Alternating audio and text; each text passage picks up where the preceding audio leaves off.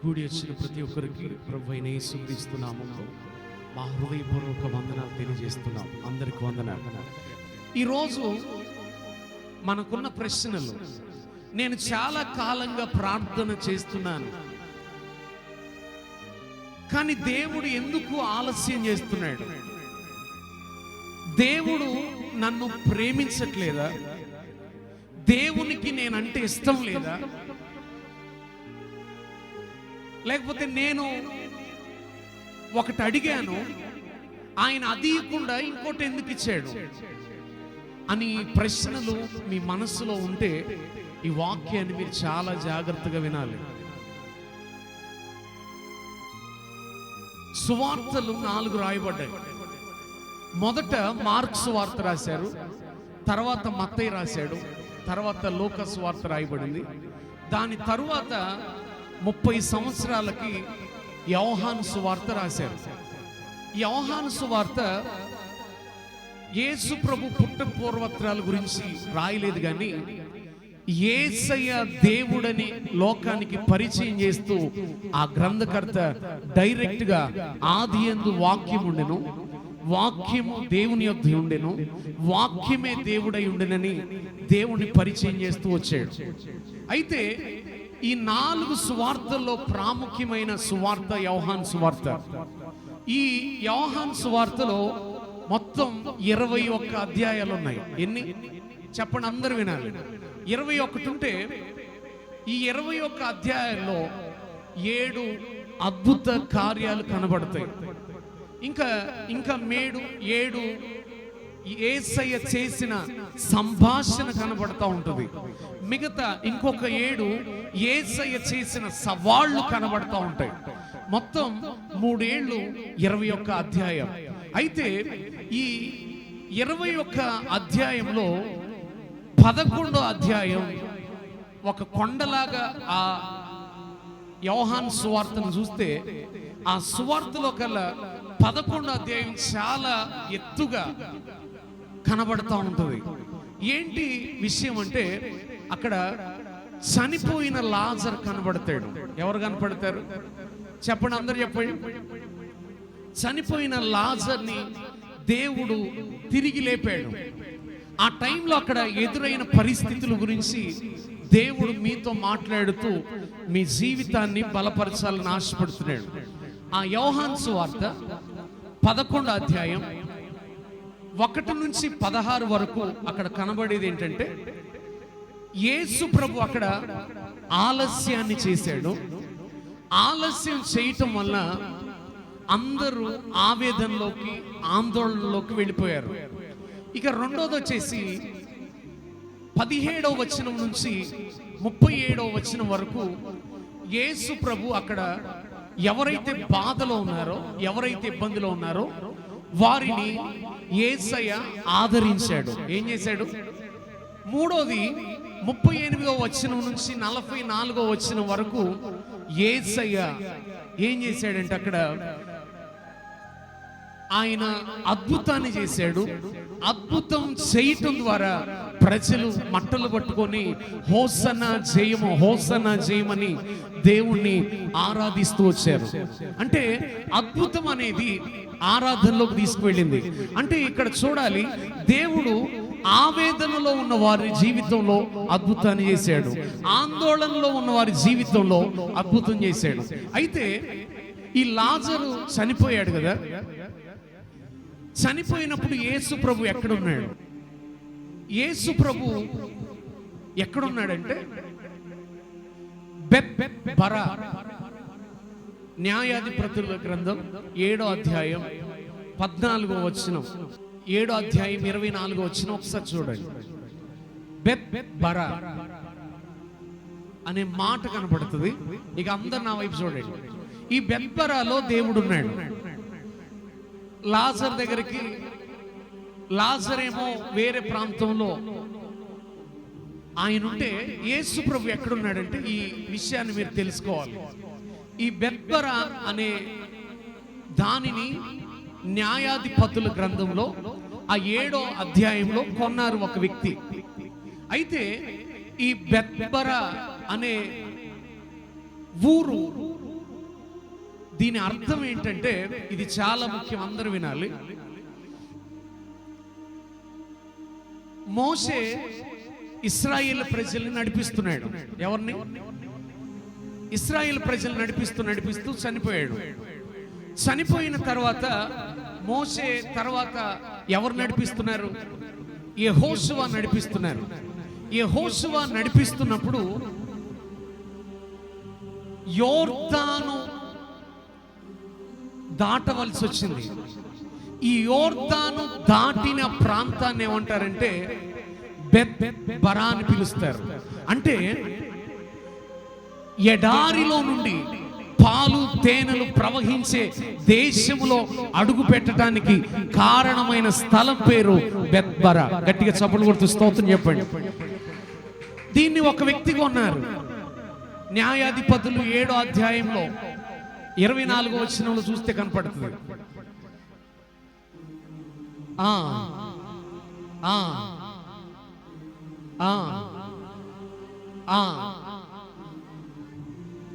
వారు దాన్ని అట్లా సంపాదించారు. ఈ బెత్బరా యొక్క ప్రాముఖ్యత ఏంటంటే, ఆ ఎడారిలో నుండి ఎడారిని దాటి పాలు తేనెలు ప్రవహించే దేశంలో అడుగు పెట్టడానికి ఈ బెత్బరా అనే ఊరు సహాయపడింది. ఇంకా ఈ బెత్బరా అనే మాటకు అర్థం, బెత్ అంటే ఇల్లు, బరా అంటే దాటిపోవుట, అంటే దాటించే ఇల్లు అని దీనికి అర్థం. ఇంకంతేకాకుండా ఏలియా గురించి మనం చదువుకున్నాం కదా, అందరు నా వైపు చూడండి. ఏలియా తన జీవితంలో చాలా సేవ చేశాడు. ఒక స్త్రీ చేసిన వార్నింగ్ను బట్టి భయపడి మరణాపేక్ష కలిగి వెళ్ళిపోదాం అనుకున్నాడు.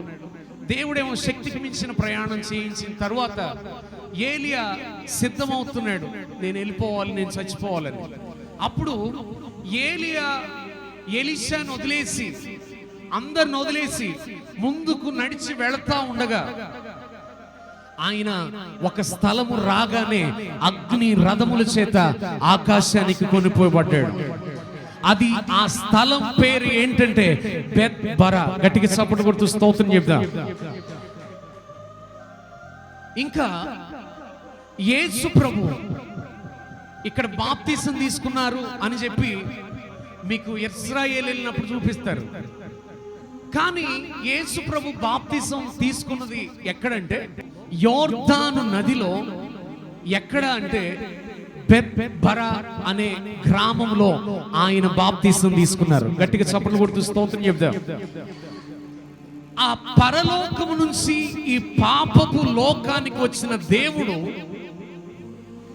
ఈ పాపులైన ప్రజలను పరలోకానికి తీసుకొని వెళ్ళటానికి ఎంచుకున్న స్థలము బెత్బరా. గట్టిగా చప్పట్లు కొడుతూ స్తోత్రం చెప్దాం. అక్కడనే దేవుని ఆత్మ పావురం వలె ఆయన పైకి దిగి వచ్చి, ఈయన నా ప్రియ కుమారుడు, ఈయన యందు నేను ఆనందిస్తున్నానని పలికిన స్థలం అది.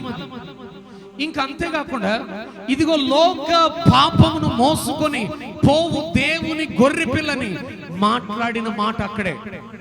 ఎట్లా పాస్టర్ గారు మీరు ఎట్లా చెప్తారంటే, ఆ ప్రాంతంలో 4 గుళ్ళు కట్టారు, అంటే చర్చి కట్టారు.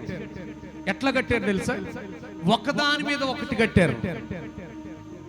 ఎట్లా కట్టారంటే క్రీస్తు శకం 330కి ఒకటి కట్టారు. దాని తర్వాత క్రీస్తు శకం 500 సంవత్సరంలో దాని మీద ఒకటి కట్టారు. క్రీస్తు శకం 700 సంవత్సరంలో దాని మీద 3వ దాన్ని కట్టారు. మరలా క్రీస్తు శకం 1100 సంవత్సరంలో దాని మీద ఇంకోటి, మొత్తం ఒకదాని మీద ఒకటి కడుతూ 4 మందిరాలు దాని మీద కడుతూ వచ్చారు. వచ్చిన తర్వాత క్రీస్తు శకం 1200 సంవత్సరం రాగానే దాన్ని కప్పిపెట్టారు. కప్పిపెడితే 2000 సంవత్సరం దాకా దాన్ని తీయలేదు. దాని తర్వాత ఈ అమెరికా వాళ్ళు ఏం చేశారంటే 1997 సంవత్సరంలో దాని మీద చర్చలు జరపాలని చెప్పి తవ్వకాలు మొదలుపెట్టి 1998కి దాని గురించి పూర్తి సమాచారం ఇచ్చారు. ఎట్లా దీన్ని చెప్పొచ్చాయి అంటే, ఈ మొదట కట్టబడిన మందిరం ఉంది కదా, 4 మందిరాలు ఒకదాని మీద ఒకటి కడితే అడుగున ఉన్న మందిరం ఇది. దీన్ని చూసినప్పుడు అక్కడ ఆ మందిరం లోకి వెళ్ళాలంటే నేల మీద నుంచి 28 మెట్లు కిందకి దిగి వెళ్ళాలి. మీరు వచ్చేటప్పుడు మెట్లు ఎక్కారు కదా, అట్లాంటి మెట్లు 28 మెట్లు కిందకి దిగి వెళ్ళాలి. దిగి వెళితే ఆ మందిరం కనబడుతుంది. ఆ మందిరం 4 స్తంభాల మీద ఉంటుంది. ఈ స్తంభాల మీద ఉంటే ఆ మందిరం లోపల ఒక సిలువ ఆకారం తయారు చేశారు. ఆ సిలువలో అంతా నీళ్ళే ఉంటాయి. దానికి కారణం ఏంటంటే యేసు ప్రభు ఇక్కడ బాప్తీసం తీసుకున్నారని గుర్తుగా దాన్ని నిర్మించారు. గట్టిగా చప్పట్లు కొడుతూ స్తోత్రం చెప్తాం. యేసయ్య లాజరు చనిపోయిన సమయంలో ఎక్కడున్నాడంటే బెత్బరాలో ఉన్నాడు. ఇక చదువుకున్న వాక్యం యోహాను సువార్త 11వ అధ్యాయం 3వ వచనం.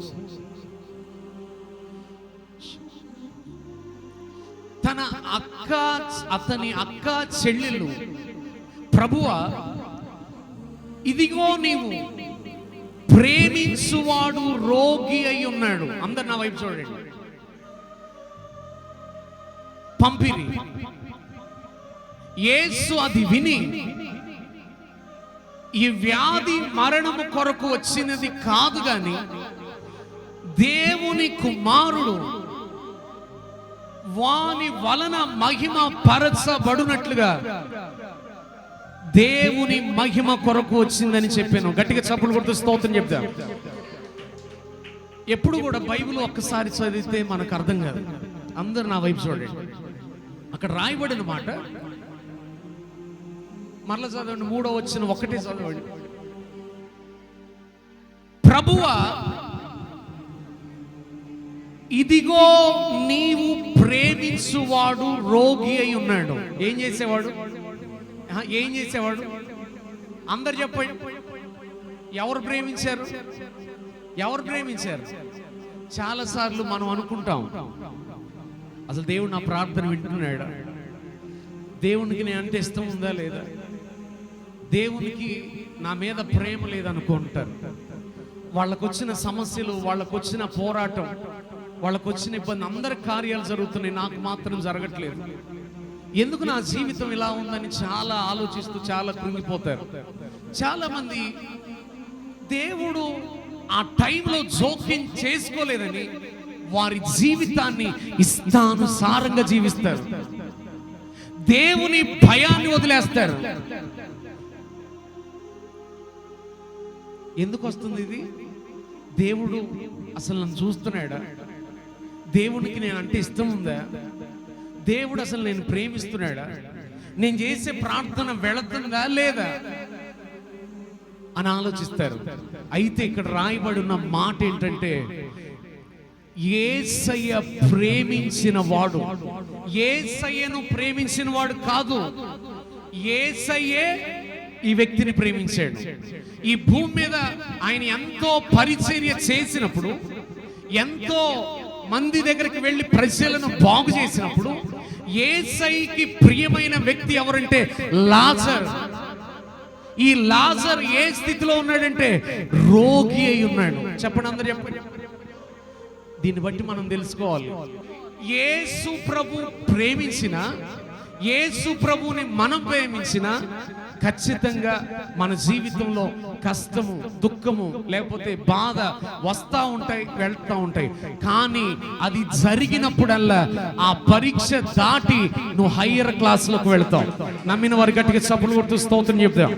దేవునికి మహిమ కలుగును గాక. 4వ వచనం చదవండి ఒకసారి. యేసు అది విని,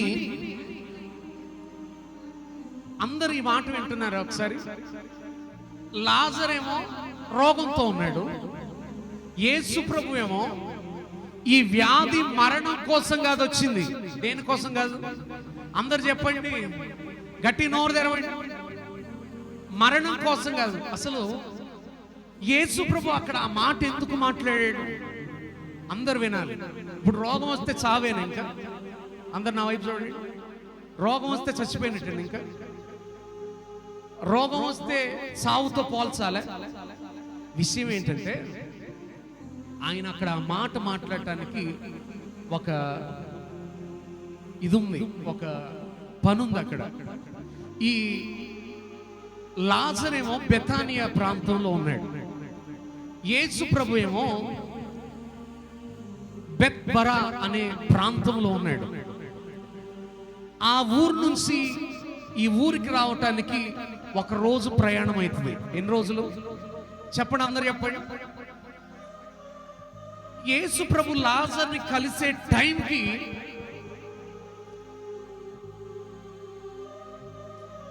ఆ లాజర్ దగ్గర ఆ రాయి తీసే టైంకి వాళ్ళు అక్కడ అంటారు, లాజర్ చనిపోయి 4 రోజులైంది. ఎన్ని రోజులైంది చెప్పండి, అందరు చెప్పండి.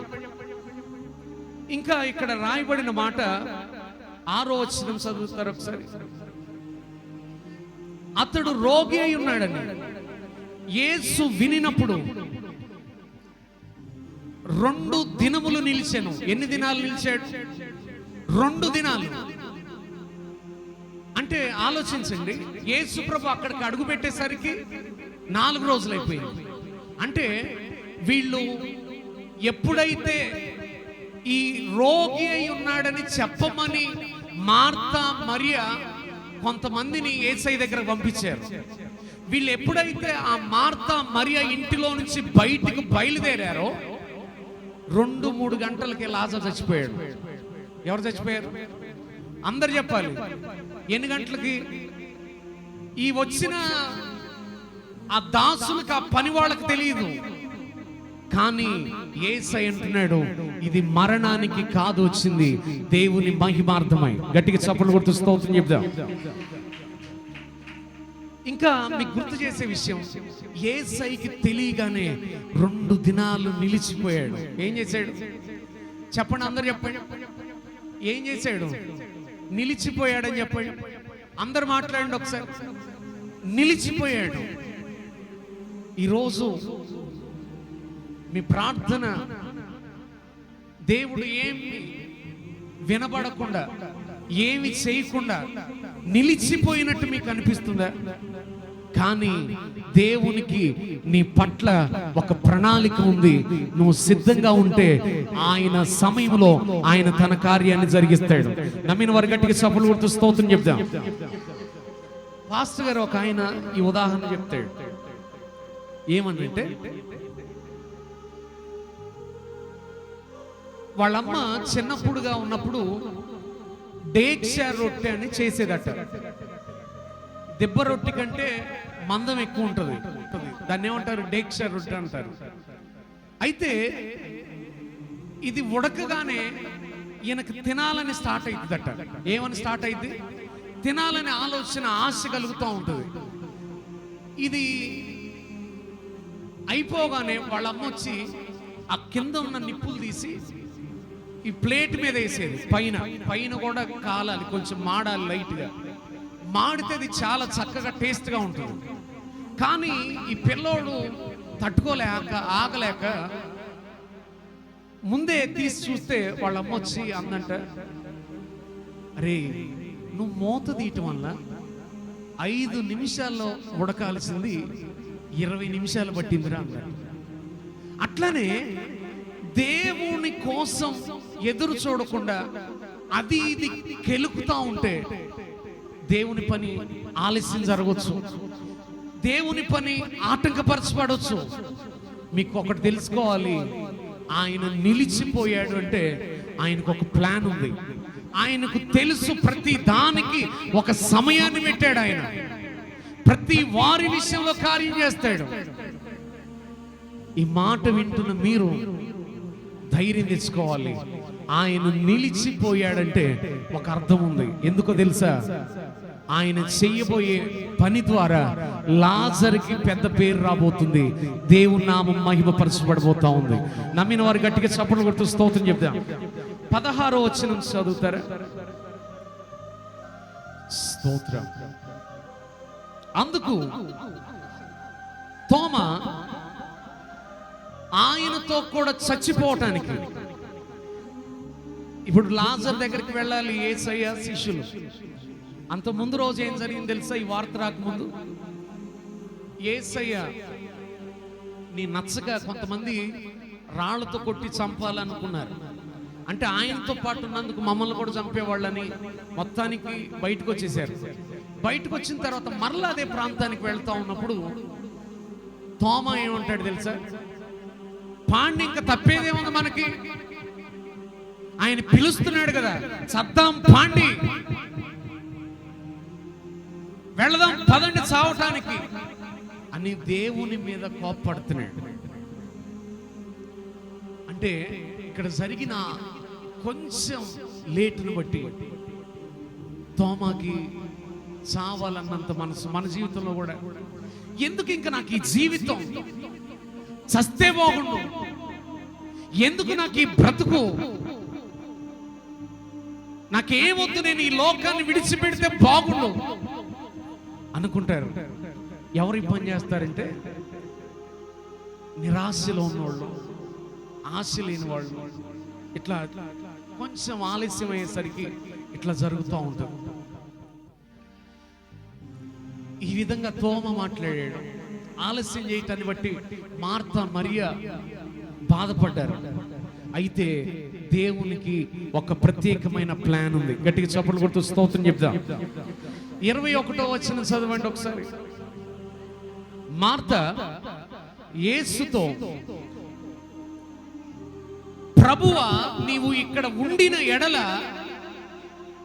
నా సహోదరుడు చావకుండును. చాలు. ఏంటి తెలుసా? మార్త ఏమంటుంది? ఎవరన్నారా మాట? మరియనా మార్త? మార్త అంటుంది, ప్రభువా నువ్వు ఇక్కడ ఉంటే నా సహోదరుడు చావకుండా ఉండేవాడు. అంటే ఈమెకి తెలిసిన విషయం ఏంటంటే యేసు ప్రభు సావకుండా ఉన్న బ్రతికున్న మనిషిని బాగు చేస్తాడు. సావకుండా బ్రతికున్న మనిషిని ఏ రోగం వచ్చినా నయం చేస్తాడు. ఆయన ద్వారా ఏదైనా జరిగింది. కానీ చనిపోయిన తర్వాత పరిస్థితి ఏంటో, ఆయన ఏం చేస్తాడో, చేయగలుగుతాడో లేదా అనే అవగాహన లేదా ఆమెకు.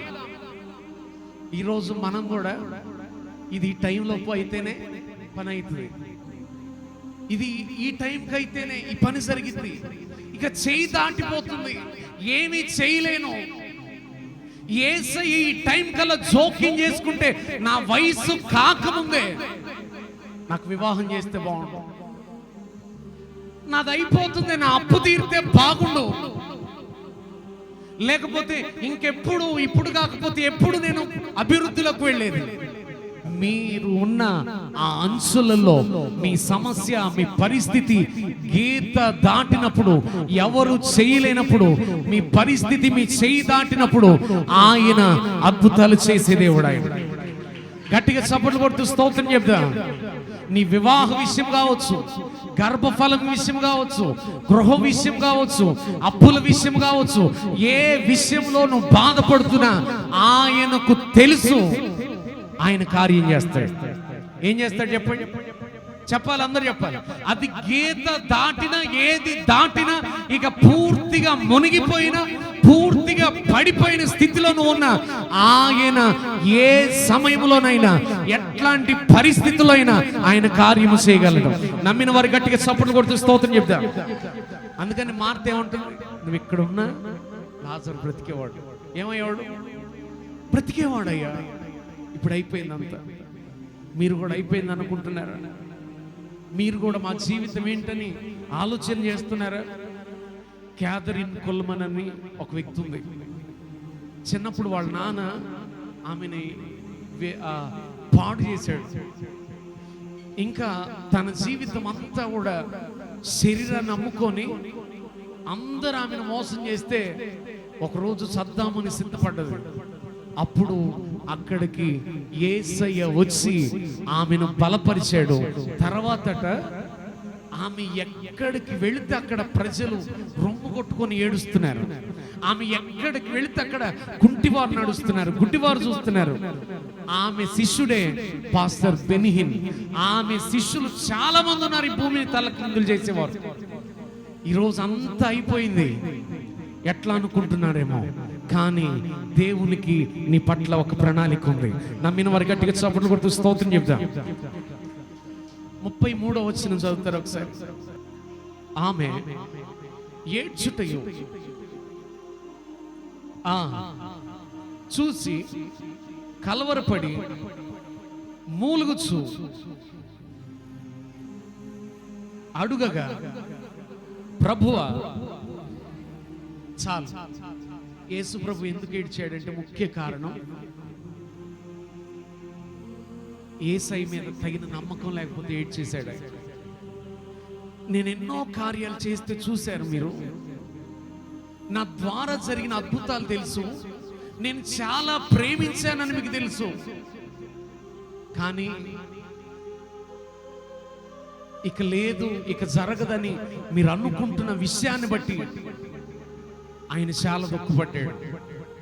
ఈరోజు మీరు తెలుసుకోవాలి ఈ మాటల ద్వారా, యేసు ప్రేమించిన వాడు రోగి అయి ఉన్నాడు. చెప్పండి, అందరు చెప్పండి. ఏమై ఉన్నాడు చెప్పాలి, అందరు చెప్పాలి. అది రోగమే గాని మరణానికి కాదు, చావటానికి కాదు. దేవునికి ప్రత్యేకమైన ప్లాన్ ఉంది.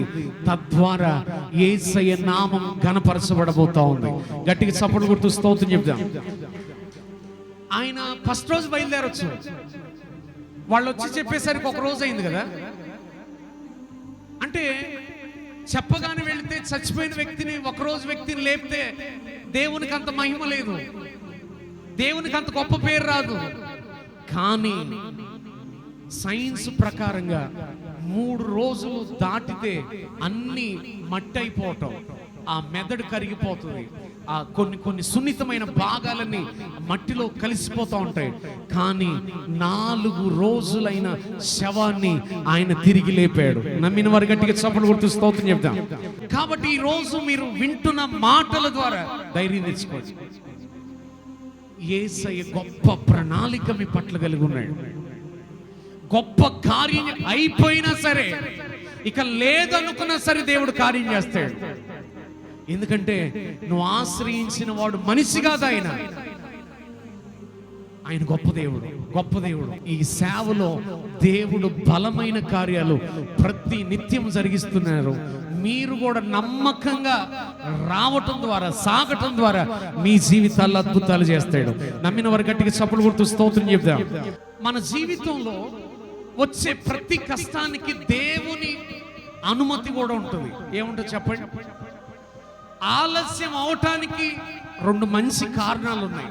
ఒకటి చెప్తాను, అడిగిన వెంటనే జరిగితే దానికి విలువ ఉండదు. ఏముండదు చెప్పండి, అందరు చెప్పండి. అందుకనే బహు త్వరితముగా దొరికిన శ్వాసము తుదకు వ్యసనమగునని రాస్తాడు. నేను ఒక్కటి చెప్తున్నా, ఆయన ఏం చెప్తానంటే, నువ్వు ఆ మాట మాట్లాడినప్పుడే నీ పతనం ఆడే స్టార్ట్ అయింది. ఎక్కడ చెప్పండి, అందరు చెప్పండి. అసలు కొంతమందిని చూడాలి, ఇది నా కష్టం వల్ల చేశానండి, నేను ఇదంతా నా తెలివితేటలండి, నేను రాసుకున్నా, ఇంకా ఇది నా బలగం అండి, ఇది నా బలం వల్ల జరిగింది అని మాట్లాడతాడు. అప్పుడే పోయింది అనుకున్నాను. ఆ మాట ఎప్పుడొచ్చిందో అప్పుడు ఏమైపోతుంది, దేవుని కృప దూరం అయిపోయి ఇప్పుడు నాకు తెలుసు చాలా చాలా చాలా ఇబ్బంది పడుతున్నారు.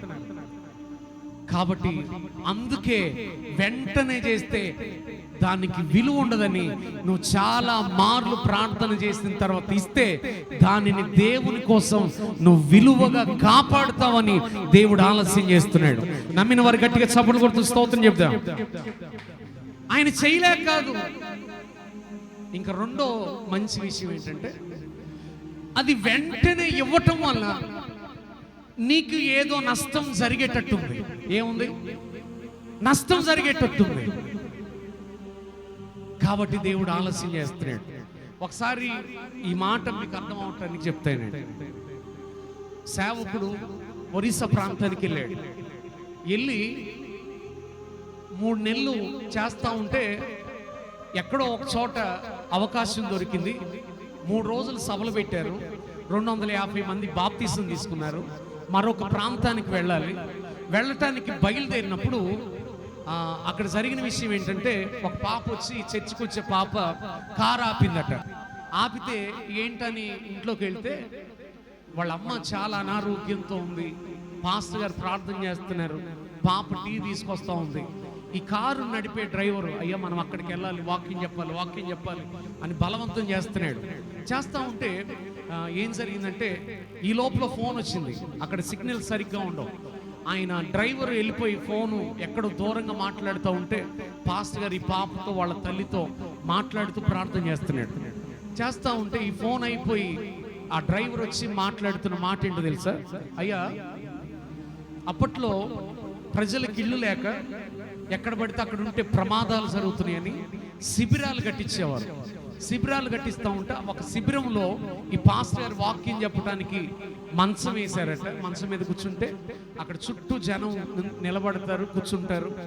ఆ ప్రార్థన ద్వారా దేవుడు కార్యం చేయాలని సేవకుడు సిద్ధపడి ఆ ప్రయాణంలో ఉంటే ఈ ఫోన్ వచ్చింది. ఫోన్ ఏమని వచ్చిందంటే, అయ్యా మీకోసం ఇట్లా మంచం సిద్ధపరిచారు, మీకోసం అన్ని సిద్ధపరిచారు. అయితే ఇప్పుడు జరిగింది ఏంటంటే, మీరు కూర్చున్న మంచం కింద బాంబు పెట్టారు, అది పేలి ఆ మంచం మీద కూర్చున్న ఒక ముసలాయన చనిపోయారని. చివరికి తీరా తెలిసింది ఏంటంటే, ఆ బాంబు ఈ పాస్టర్ గారి కోసం పెట్టారట. దేవుడు అక్కడ ఆయన ఆపటం వలన ఆ ప్రమాదం నుంచి తప్పించబడ్డాడు. గట్టిగా చప్పట్లు కొడుతూ స్తోత్రం చెప్తా. అందుకే అక్కడ ఆలస్యం జరిగింది. దేవుని సేవే, దేవుని స్వార్థే, కానీ దేవుడు ఏం చేశాడు? ఆలస్యం. అందరు చెప్పండి, ఏం చేశాడు? ఇంకొక చోట ఒక సేవకుడు బాగా ప్రార్థనలో ఉండి 3 రోజులు మీటింగ్ పెడితే ఫస్ట్ రోజు జరిగింది. రెండో రోజు ఉదయం నుంచి నైట్ 10 దాకా ఆనబడుతూనే ఉంది. ఆయన ఎంతో బాధపడుతున్నాడు. అయ్యా, ఇంత ఉపవాసం ఉన్నా, ఇంత చేశాను, ఏంటి పరిస్థితి అని ప్రార్థన చేస్తూ ఉంటే తెల్లారి వార్తల్లో వచ్చింది, ఆ గ్రౌండ్లో క్రైస్తవులు వస్తారు, వాళ్ళని చంపాలని బాంబులు పెట్టి సిద్ధంగా ఉంచారు. కానీ ఆ వర్షం పడటం వల్ల అవి పేలకుండా అవన్నీ పాడైపోయినాయి. తద్వారా దేవునికి మహిమ కలిగింది.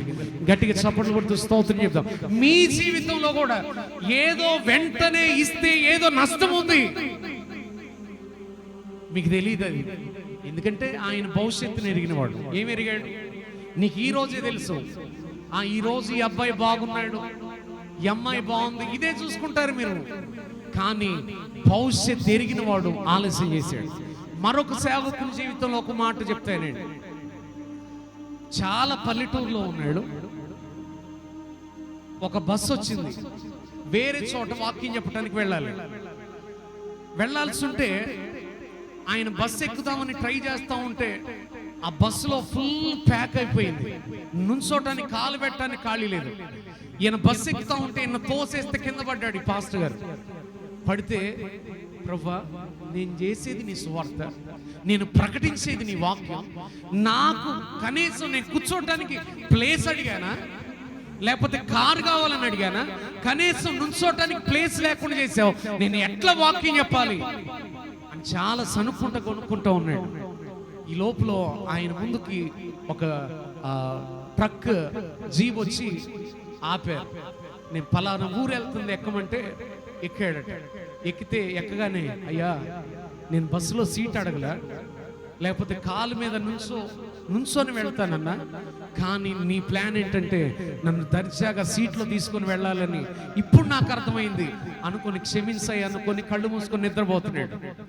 ఏ మనిషికైనా విసుగుదల వచ్చినప్పుడు దేవుడు చేసే మొదటి పని ఏంటంటే మిమ్మల్ని గొప్పవాళ్ళని చేయడం, విశ్రాంతి ఇస్తాడు. ఏం చేస్తాడు? ఆ టైర్డ్నెస్, ఆ విసుగుదల, ఆ నిరుత్సాహం తొలగిపోయేదాకా మీకు రెస్ట్ ఇస్తాడు.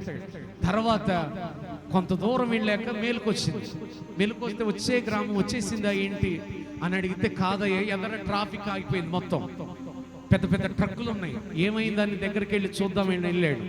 వెళితే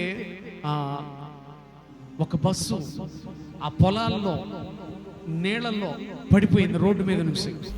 ఏంటి అని కనుక్కుంటే ఈయన ఏ బస్సు ఎక్కుదాం అనుకున్నాడో ఆ బస్సు నీళ్ళల్లో పడిపోయి ఆ చివర కొన కొంచెమే కనబడతా ఉందట. 11 మంది చచ్చిపోయారు. అప్పుడు ఆయన అంటున్నాడు, ఆ బస్సు ఎక్కితే నేను చచ్చిపోయేవాడిని, దేవుడు ఆలస్యం చేయటం వల్ల నేను ఈరోజు బ్రతికున్నా.